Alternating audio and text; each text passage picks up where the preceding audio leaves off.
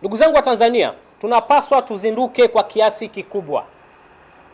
Tunapaswa tuzinduke kwa kiasi kikubwa.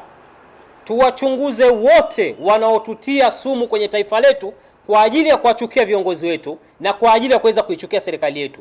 Tuwachunguze, je, hao ni kina nani? Na nyuma yao yuko nani? Ili jambo lazima tuliweke kichwani. Tusiwe vijana wa kukurupuka. Tusiwe vijana tunaofanya mambo bila ya kufikiria. Sisi ndio taifa la leo. Watoto wetu ndio taifa la kesho.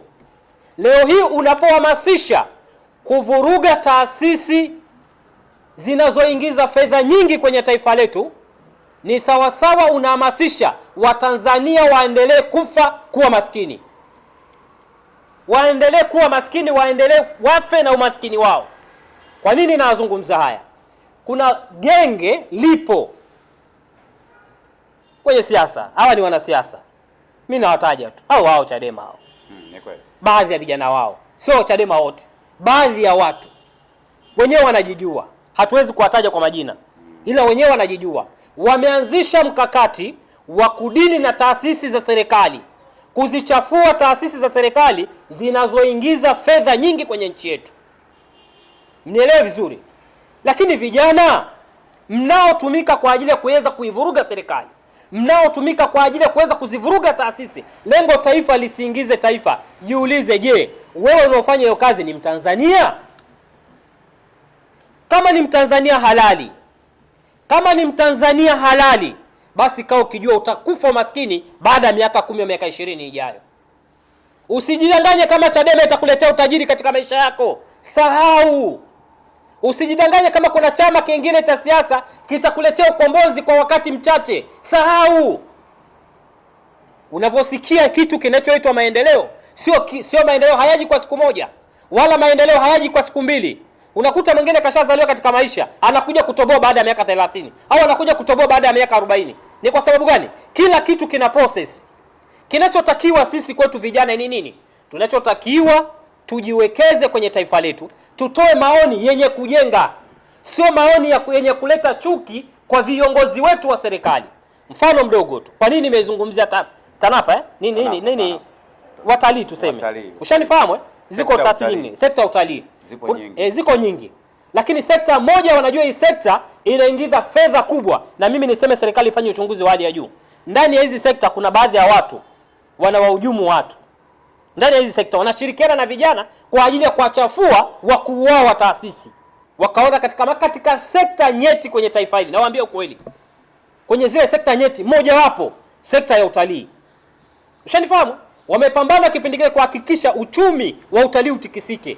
Mungu alitusimamia kwa sababu rais wetu alipoingia aliicheza filamu ya Royal Tour, alitizama mbali, aliangalia mbali, na wao wakataka kuanzia sekta ya utalii kuvurugike, kusiingie, ili mradi in short kisiingie chochote. Ushanifahamu? Wamejaribu kipindi kile wakachemka. Sasa hivi wameanza tena chokochoko. Wameanza chokochoko baada ya kuona wimbi kubwa la watalii limedondokea Tanzania. Na mimi niziambie mamlaka za serikali, mamlaka zote, tukiendelea kusema tukae kimya, tunafanya makosa. Serikali nyinyi hamuwezi kujibu kila kitu. Bahati nzuri mna vyombo vya habari vinavyofuata sheria, miiko, ushanifahamu? Mna taasisi nyingi zinazotetea haki za Watanzania, haki za raia, mnazo nyingi. Zitumieni hizo taasisi. Msiwape mwanya hawa majambazi, watakuja kutuumiza kwenye taifa letu. Hiyo sekta ya utalii, viongozi wake wakubwa waendelee kuwa makini na viongozi wa serikali, kwa sababu ni sekta ambayo ndio targeted na hao watu wahuni, kwa sababu ni sekta ambayo rais ndiye alikuwa mcheza filamu namba 1. Rais wetu mpendwa ndiye alikuwa namba 1 kuendesha ile filamu. Kwa hiyo naamini huko duniani filamu ipo inaendelea kufanya kazi internally. Sasa wanajua wakiparalyze wale wakubwa wao watafanikiwa, lakini naomba niwaambie, wamejaribu kuitengenezea Tanzania mikakati ya kila muda. Tanzania inavuka tu na tutavuka tu. Taifa hili ni taifa teule na naamini tutavuka salama. na rais wetu mpendwa Dr. Samia Suluhu Hassan, na wote aliyoteua watavuka salama, kwa sababu ni taifa. Sasa mimi nilikuwa naomba dada yangu leo hata mimi wanipe, tuseme ujue hapa shida iko huku chini huku, sio wao wakubwa. Hao wakubwa mtawajibu, hawana shida, ila huku chini watu unasikia Yona, umesikia bunge la Ulaya yule, unawajibu, unamaliza. Umesikia Senate ya Marekani, unawajibu Tony Cruz ni hivi na hivi na hivi na hivi, lakini mwishoni wanakuambia lakini kuna Jen Shine yumo mule ndani wa Democratic, naye unaamua kuwajibu kwa sababu wawapinchi kama walivyoipinchi vijana. Hatuhitaji kuacha kufanya biashara na Marekani. Lazima sasa, nimesema kitengo cha idara ya mahusiano ya kimataifa ya Chama cha Mapinduzi lazima iwe inajitokeza inasema hata maneno mawili, ili Watanzania wa kawaida wajue kwamba Chama cha Mapinduzi na waziri wa mambo ya nje wameweza kujibu Senate ya Marekani. Lakini mwisho, naomba nizungumzie kuhusu haya yanayoendelea.